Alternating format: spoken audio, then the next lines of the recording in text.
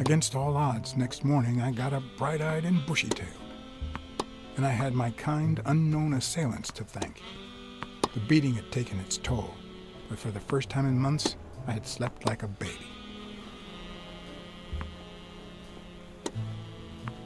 Oh, come on, Helen, focus! All right, take 5. We'll work on that double backhand later.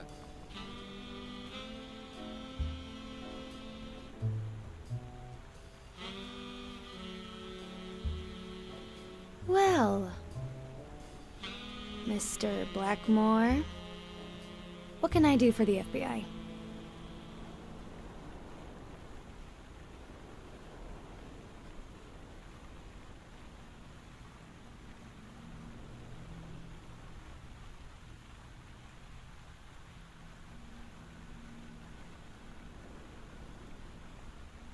Cooperate with law enforcement.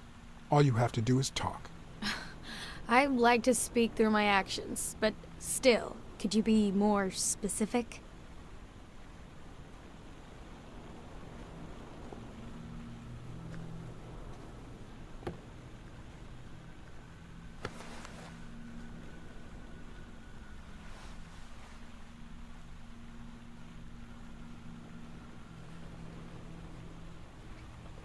Maybe if we could speak in private? Alec! Coming! You've got 4 minutes, Mr. Blackmore, so... make them count.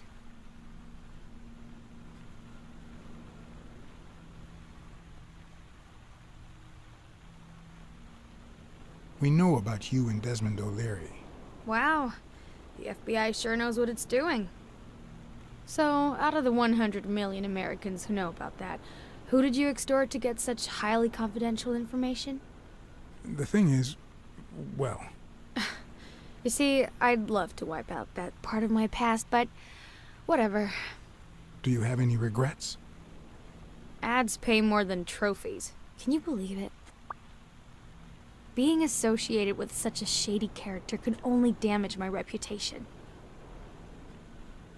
Trust me, never get involved with a married man.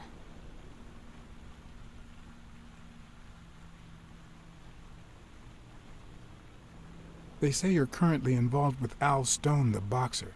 Is that correct? Wow, your sagacity never ceases to amaze me. Don't beat around the bush. We know why you're with him.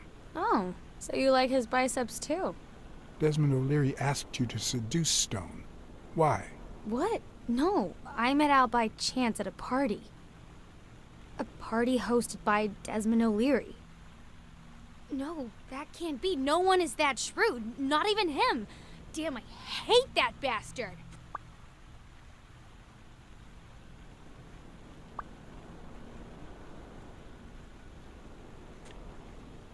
We're aware of at least 6 rigged games during your first year as a professional player. And? You won all of them. Are you trying to offend me? I give my all on the court. I can't be held accountable if my rivals don't do the same. Go interrogate them. In any case, now I know why you mentioned O'Leary. What do you really have against him? And don't say illegal gambling.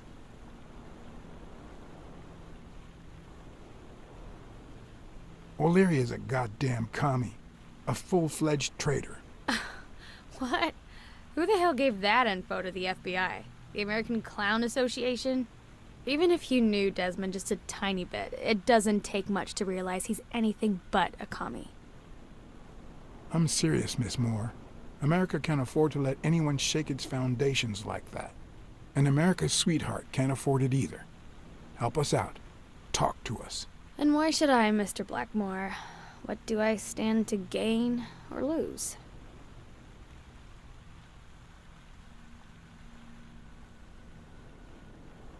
I'm sure you're aware that we could end your career if what we know goes public. But no one wants that to happen, right? This is actually quite simple.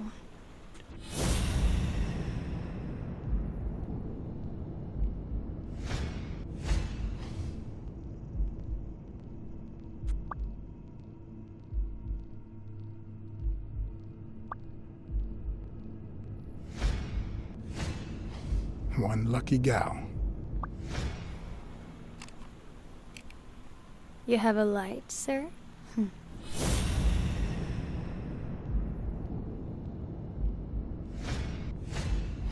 The pearly white teeth of someone who barely smokes. Am I making her nervous? Damn. I'm almost out of fluid.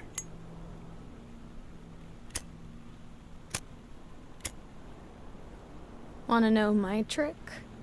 Go down to start, then up with it, and then down again.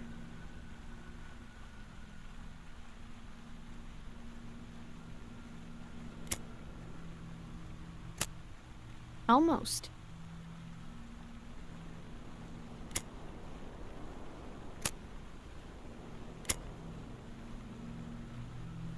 Thanks.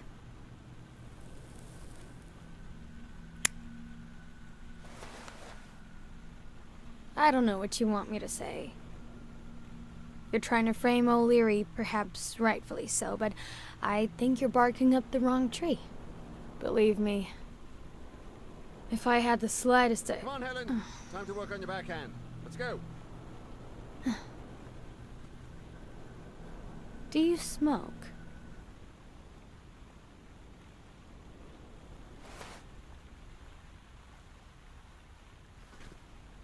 Nice meeting you, Mr. Blackmore. Did you bring my water?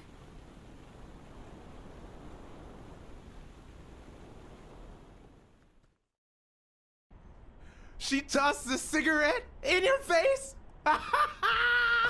You're such a loser! Too bad I was busy chasing Cassidy. If that had been me, America would no longer have a sweetheart. So, what do you say, you and me, we change places next time, huh? Your turn. Now tell me, what did you find out? You're gonna love this. You ready? I've got news, but I happen to also have a Blacksad. He's off with that whore, isn't he? What? Who is... Oh, Mrs. Colbert. I told him I knew all about it, after our chat.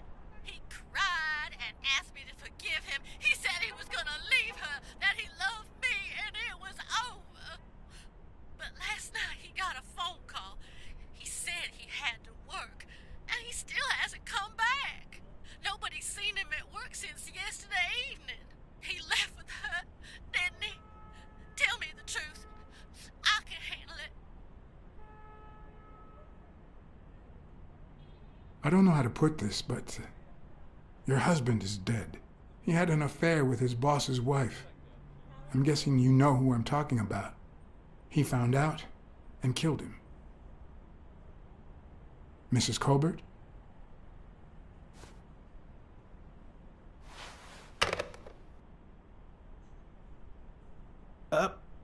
But what just happened? Is there anything you didn't tell me? Maybe. But now it's your turn. Tell me about Cassidy. Come on, spit it out. I didn't find anything suggesting that Cassidy had anything to do with Dunn's murder, but That's quite the tale. But I know Cassidy will be playing poker tonight with one Howard M. Farnham II, a Texas tycoon looking to get his claws on the boxing business. I also know that he and Cassidy have never met in person, and that Farnham, who's staying at the Balford Hotel, hasn't left his room.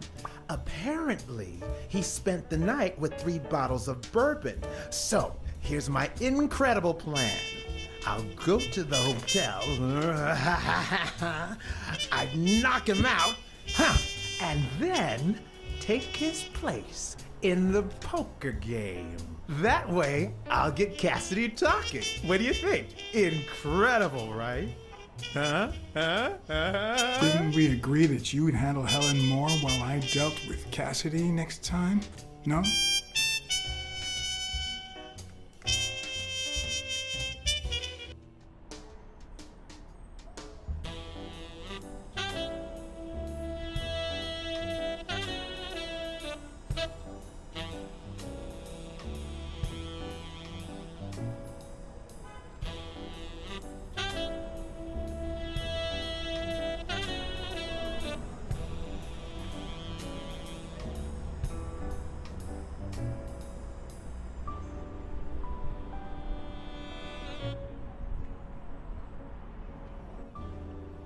Good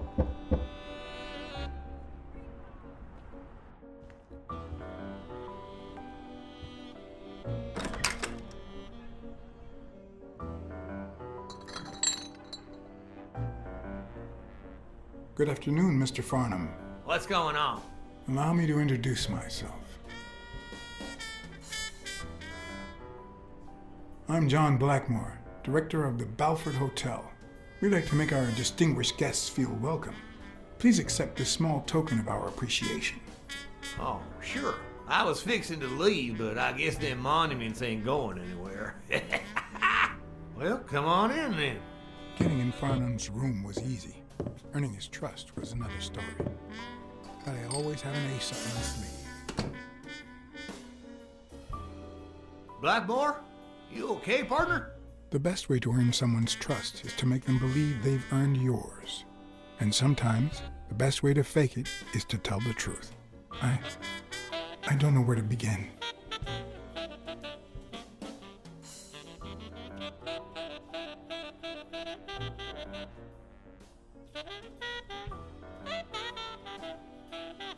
I ratted out a two-timer, and now he's dead.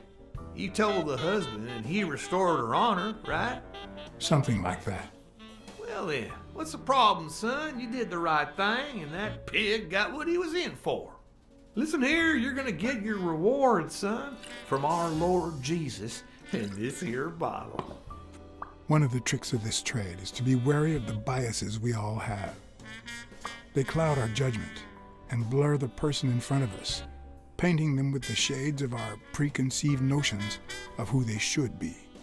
But every once in a while, you run into someone so locked in personality that they can only be regarded as a stereotype.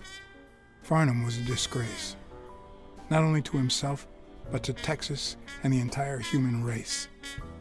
To think I had to impersonate him. I wish I was like you. You seem so content, so free of burdens.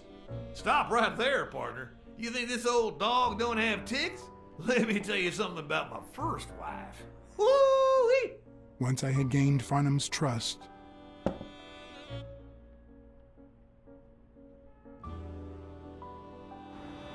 the hard part was deciding what I needed to know to become him and not get myself killed.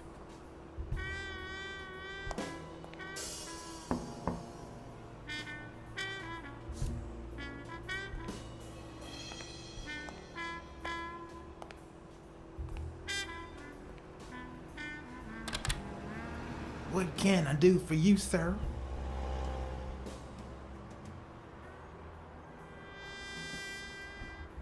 Farnham was one hell of a drinker.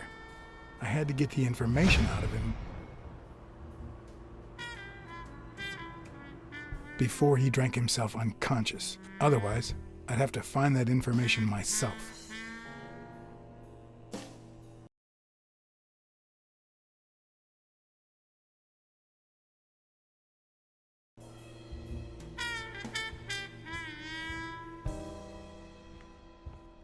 Ding Dong? Interesting name for a town.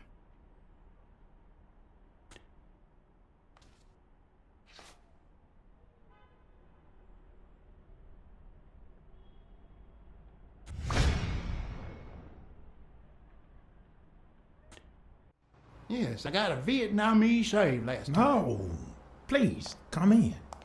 Of course, I remember you. Take a seat.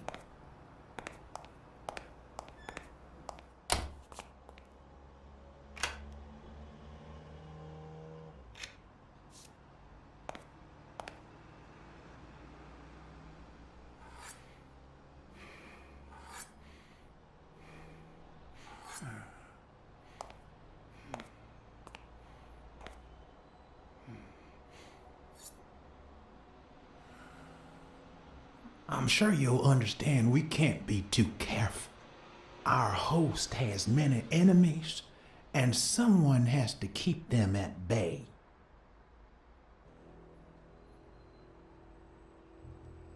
Sure, I get it. I'm glad to hear that. Now, please answer my question. How much does it cost to get yourself a clean Vietnamese shave?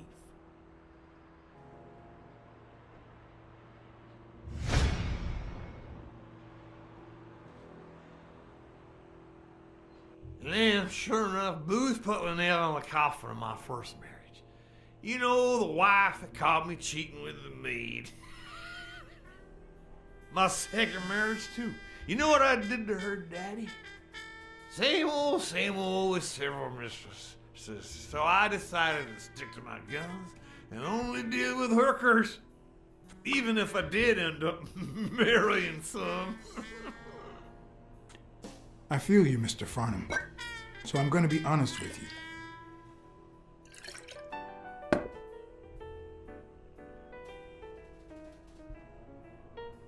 There's a boxer who has it in for me, and I don't know who to turn to. What I wouldn't pay to get rid of that bastard. Well, you just found yourself a pot of gold, Blymore. I'm playing poker with a boxing hot shot this very night. Really? Any chance I could get in? Ooh, I doubt it, boy. I paid 10 years worth of your salary fixing to play that game, and that's no more than petty cash to me. Petty cash, to be honest. I asked you how much. Of course, they gave me my receipts. What do you think I am, boy? Wait, I'll show you. I got it somewhere. Just a sec. I'll get it. I just put it over. I think I'll be right back.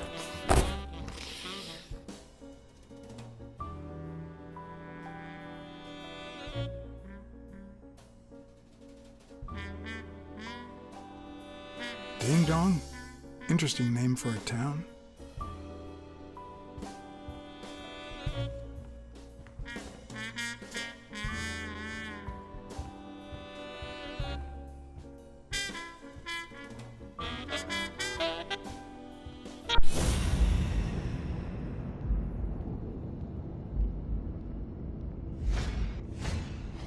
Nothing says Texan like a cowboy hat.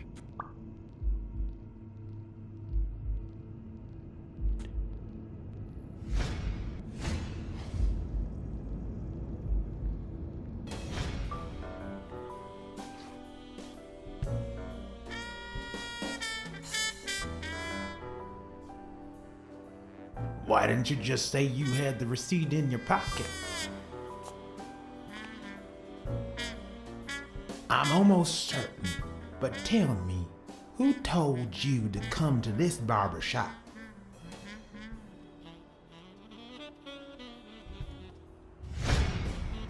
Let me tell you a little secret about my first wife, sonny boy. When I met that woman, she had no manners, no money, no... Who in the hell?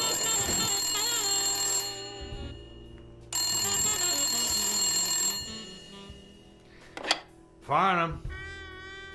My God, if it ain't the hero of the day.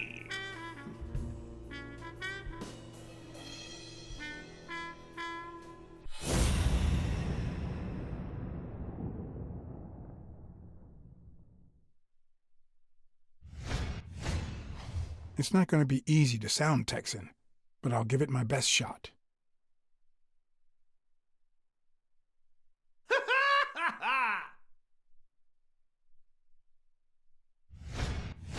I probably don't need to imitate his gestures during the game, but it certainly wouldn't hurt to try.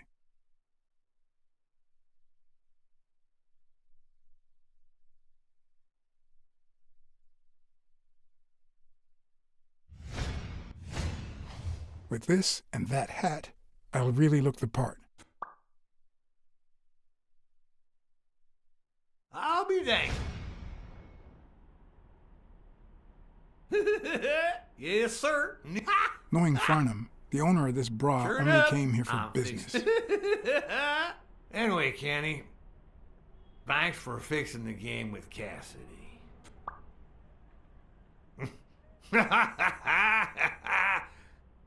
God bless you, brother.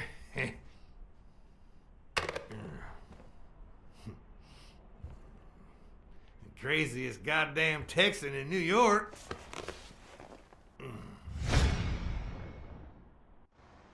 My good old friend Kenny. craziest goddamn Texan in New York. You know how many Kennys there are in New York? Kenny who? So besides when and where the game will be, the password, and the money Farnham dished out, what else do I need?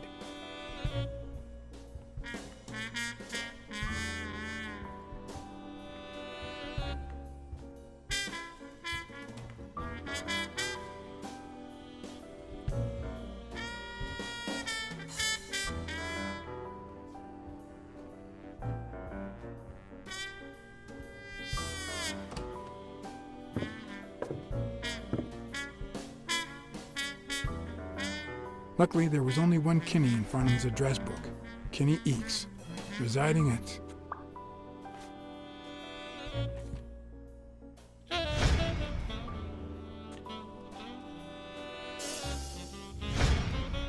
Cornell Plaza, Manhattan. Stunning penthouse. I'm not surprised. Mr. Eakes has excellent taste. Do you happen to know what he asked for the last time he was here?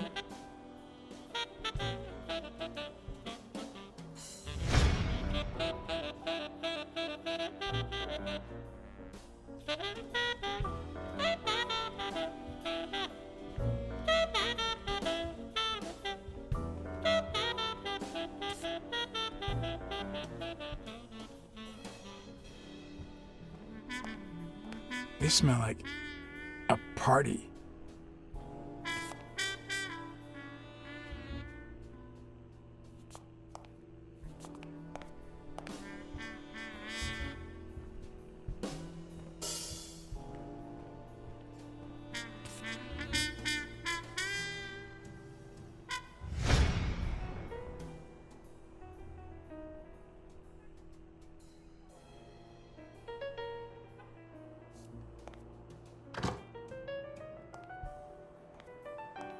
Don't tell me, Billy Bob.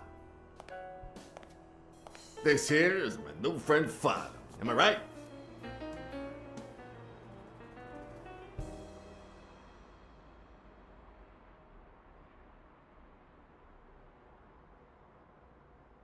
Sure enough, your barber was fixing to give me a shave. You can get a good shave at another time. Billy Bob is always at our beck and call. Of course. Hey, come on. Let's get in there before they finish all the bourbon without us. I haven't frisked him yet, sir. I don't think that'll be necessary. Mr. Farnham here, he's an honest Texan. And I'm sure he'll hand over his weapon if we ask him to. Right?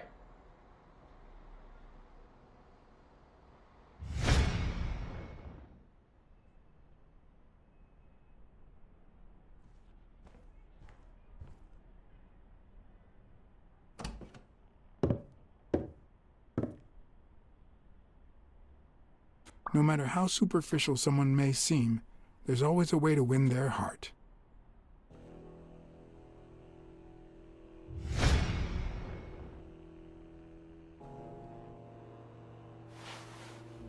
It'll be my pleasure.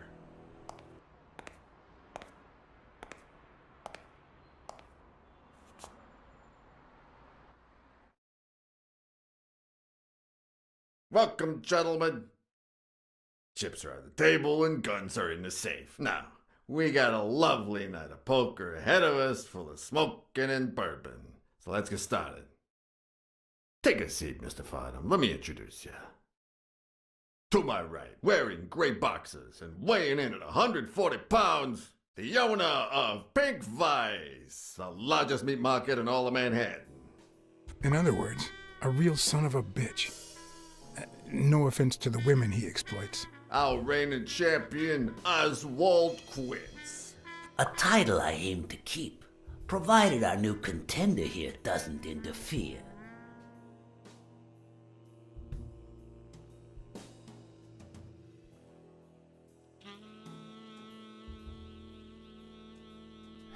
Sorry, partner. You ain't got a chance in hell. But look at it this way. You're fixing to learn new tricks. For better or for worse, I only need one trick. Playing well. The truth is that our friend Farnham owns the largest and, I dare say, most entertaining establishment in Texas. Really? So we're colleagues then? Yeah, you wish, Quids. He owns a casino. Damn. And it's not even in Austin or Dallas. It's actually in a little town called, what was it? Darn it. I looked it up the other day. Had a funny ring to it. I hate it when this happens. I thought they moved all Texan casinos to Vegas, where gambling is legal. You mean Ding Dong, Texas? Ding dong! That's it.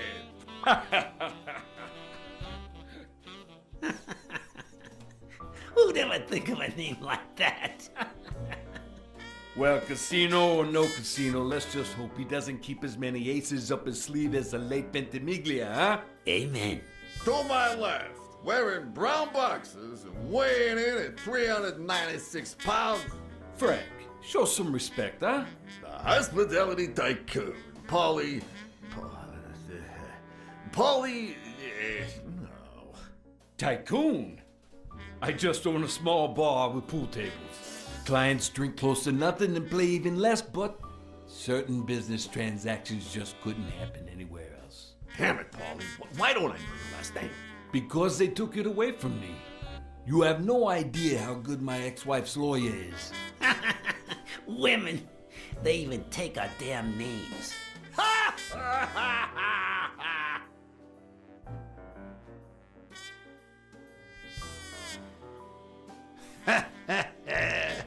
You're too much, Polly. When you're done sightseeing, why don't you drop by La Iguana for a game of pool, and I'll buy you a drink. But I have to warn you, my clientele isn't crazy about furry fellas such as yourself.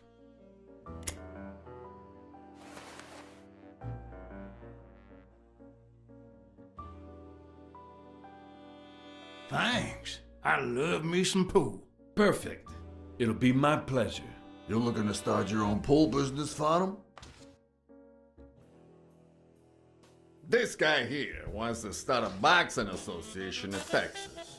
Guess who he's turning to for advice? To be honest, several things got me worried, so I'd be much obliged for any counseling. So, what worries you?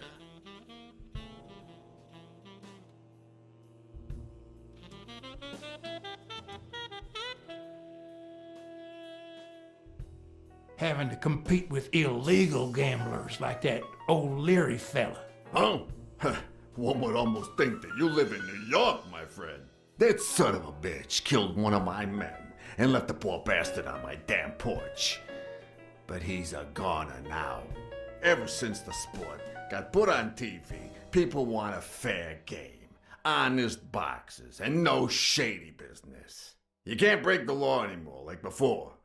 Nowadays, they gotta bribe those big network executives to negotiate for broadcasting rights. Billy Bob, bring out the bourbon. We're drying up here. I'll deal with a fresh deck, of course. We respect traditions in this establishment. Poker is as boring as it is simple. All you need to do is read people's faces. And even the worst detective has that trick up his sleeve. The real issue is knowing what to play for when there's much more than just money at stake.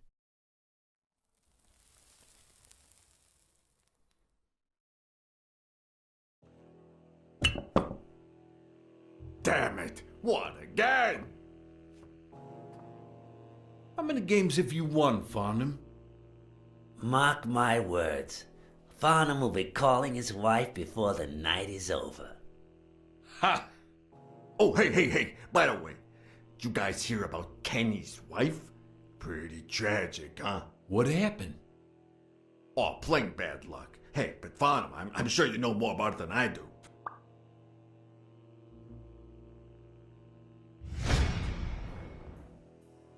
Anyway, Kenny, thanks for fixing the game with Cassidy.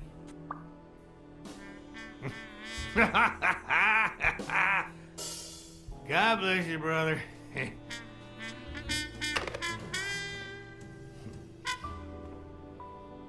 Craziest goddamn Texan in New York. poor fella's already got enough on his hands now that his wife... Women just gotta have their vices. But she's in a rehab clinic now, hooked on tranquilizers and all that. That's it, tranquilizers. Don't tell me women don't have their vices, too. Bring out the bourbon, Billy Bob. Come on. Give me the bourbon. Maybe I spoke too soon when I said that poker is easy for a good detective. Let's just say it's relatively simple. There's always someone ready to surprise you, relatively speaking. Well, I'll be damned. I don't believe this. What happened, Farnham? Beginner's luck doesn't last forever, and that's when the real champ comes in. I hope you're ready to lose it all, my friend. Poor Farnham. Came looking to make big bucks in the city with his boxing, and he's gonna lose it all with poker. I hope your counseling will make up for it. Yeah, so how can I be of help?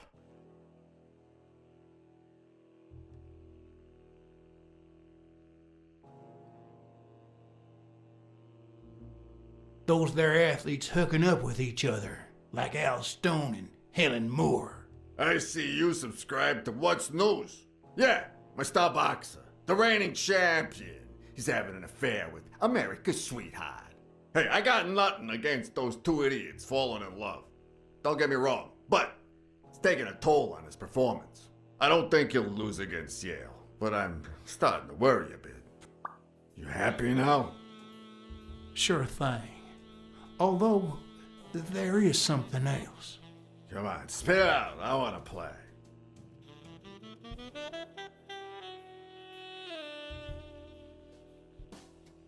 Rebel coaches like Joe Dunn.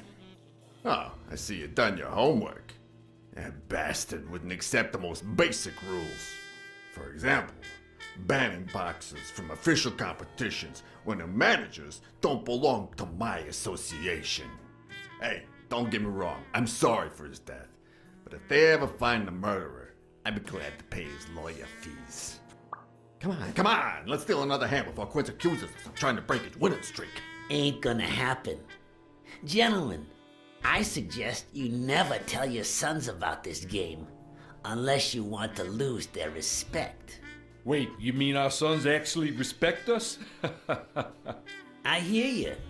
There's no way to set boys straight these days.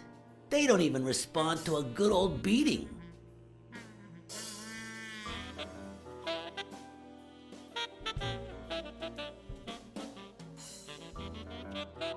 I dare say Texan boys do respond to a good beating. Hey, careful, Quince, you're talking to a pro. So, Kenny told me you had quite a house. How many kids you got in that house full of yours?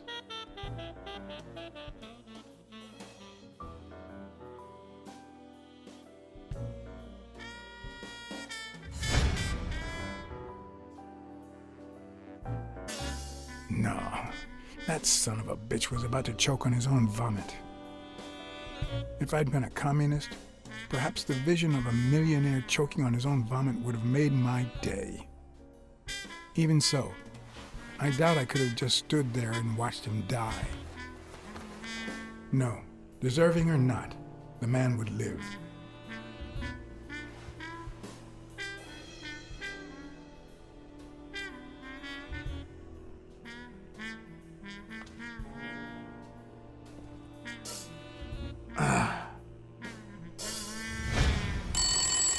Six, well, that's something. I don't know how you deal with all of that. All boys? Does it have to be now? Oh, never let Quince near one of your daughters. Come on, Folly. Children are sacred. I won't lay a Cassidy. finger on them until they're 12. After that, well... let's just say... some men have needs that can only be met by a young girl that age, if you know what I mean. Are you all right, Farnham?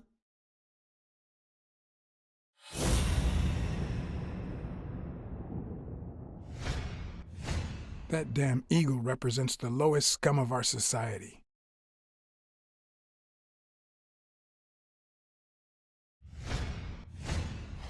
There goes your winning streak, you sick bastard.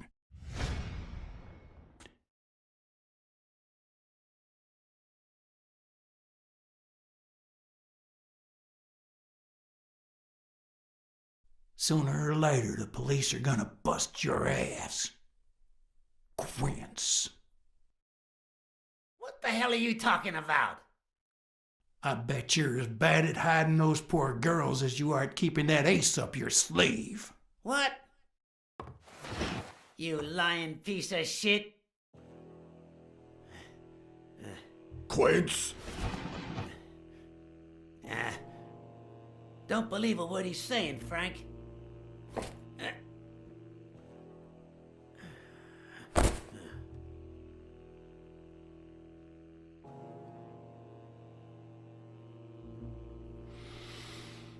Don't you dare call me Frank. Billy Bob. It's 500 more. Huh. For washing up. It's a deal.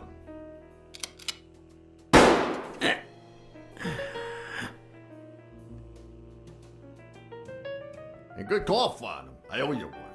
Please, take that flying scumbag's tokens. And mine too, if you want them. I'm feeling generous.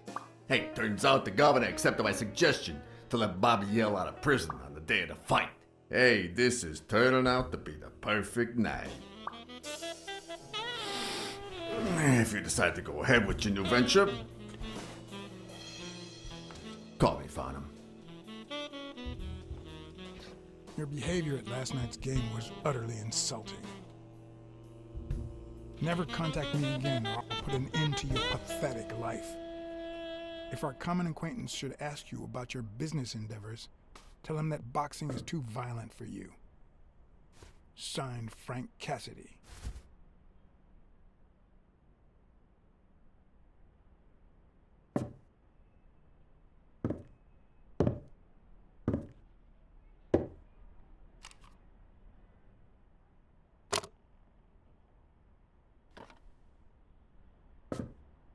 My own tracks would be covered the following morning when Cassidy read this note from Farnham. Dear Mr. Cassidy, although I'm grateful for your kind help, last night's game made me realize that boxing is just too violent for a peaceful Texan like myself. I have decided to invest elsewhere. Yours sincerely, Howard M. Farnham II. Damn Texans.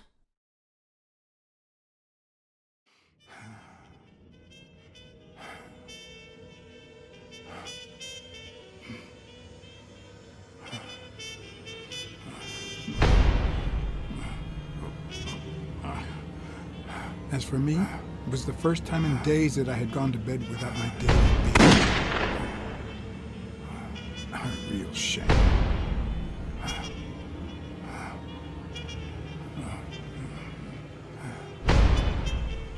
Nothing like a bruised body to help you to sleep like a baby.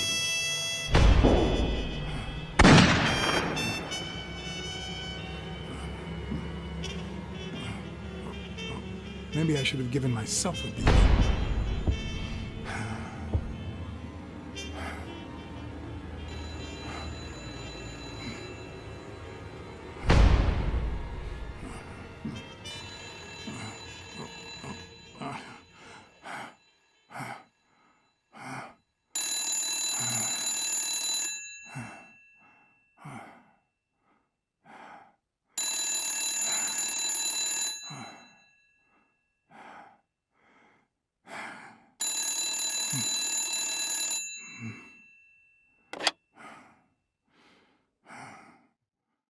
Blacksad. Finally, I need you at the gym now, please. It was like this when I got here.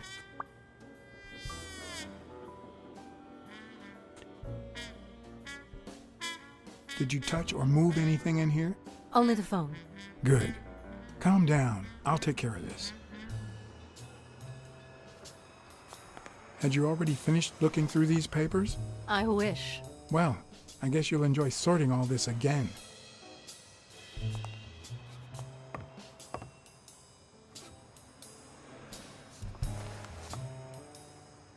Bingo. What is it?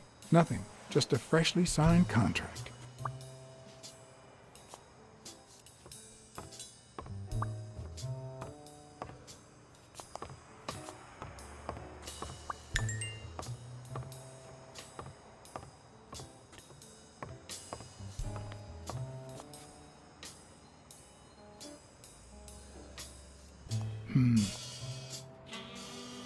Looks like the burglar isn't interested in bureaucracy. Not that I suspected otherwise, but it's obvious they weren't looking for money. Did they take anything? No, although...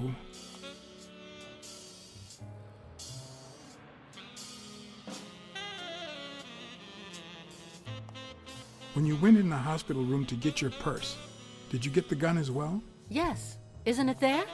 I put it back. I'd rather not go through that again.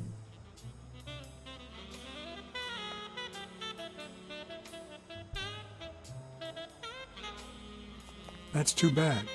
It looks like they took it.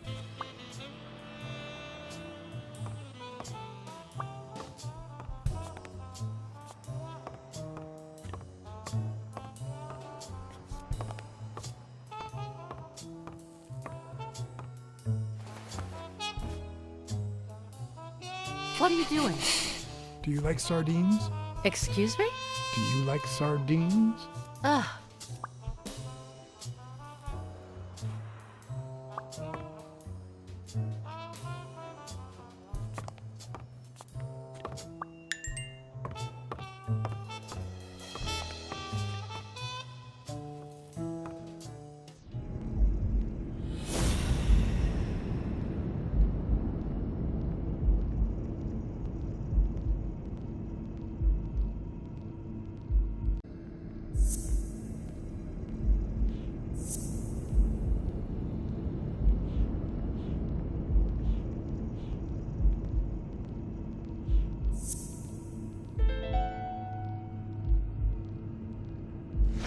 It looks like O'Leary has rigged the fight between Stone and Yale.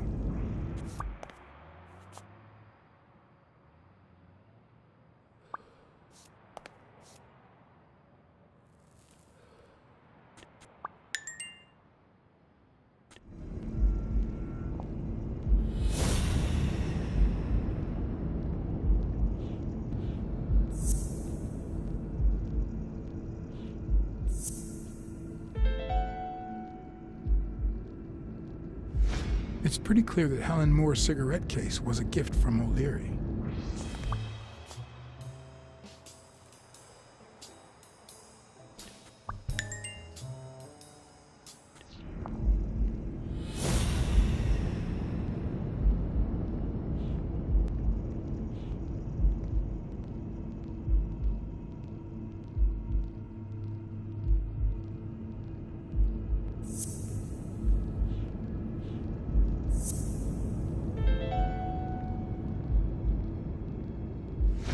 If she's still in love, why does she claim she hates him?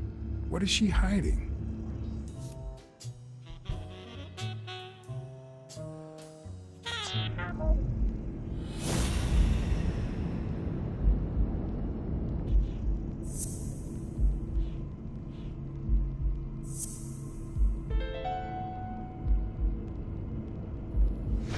No, the footprints don't match. Or if O'Leary killed Dunn, he did it without stepping in the paint, or in different shoes.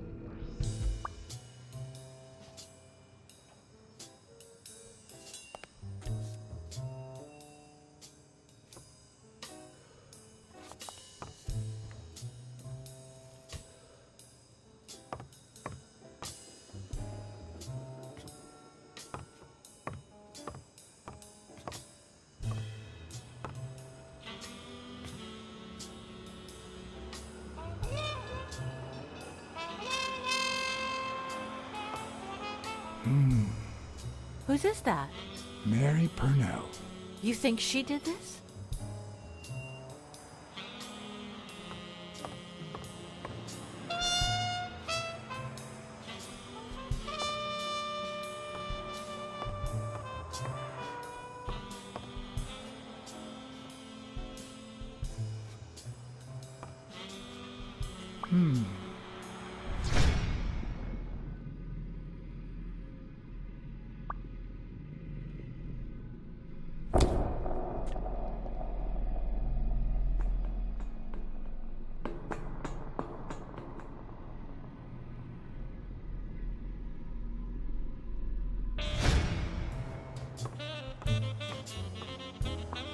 Wait here, please.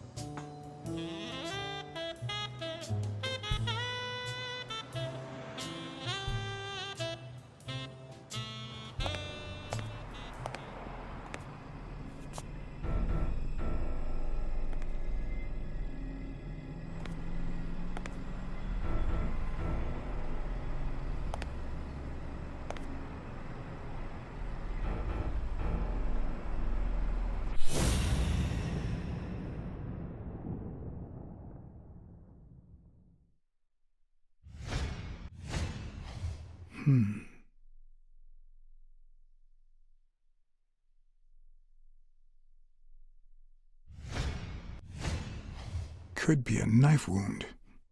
The murder was brutal.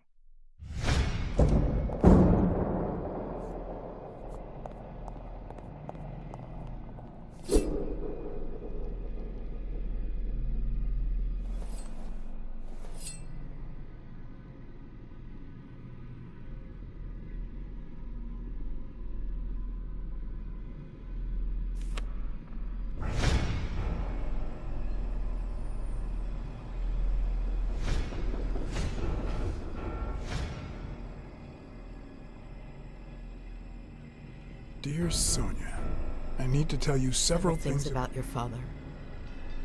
In fact, I know he would have wanted me to tell you. Among them, the fact that you co-own an apartment in Manhattan. Please call me. Yours truly, Mary Purnell.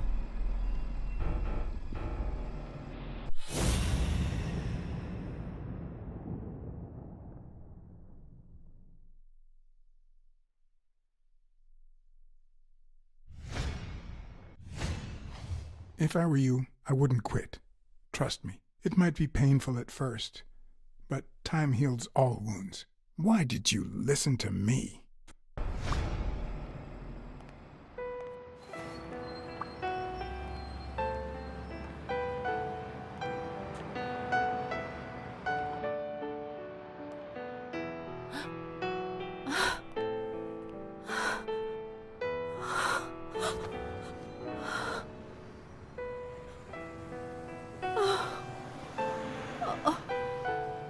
I want you to call the police, Sonia, and then go straight to a friend's house. Don't even think about going home, and definitely don't come back here. I'm staying at a friend's house. I haven't even set foot in my father's place yet.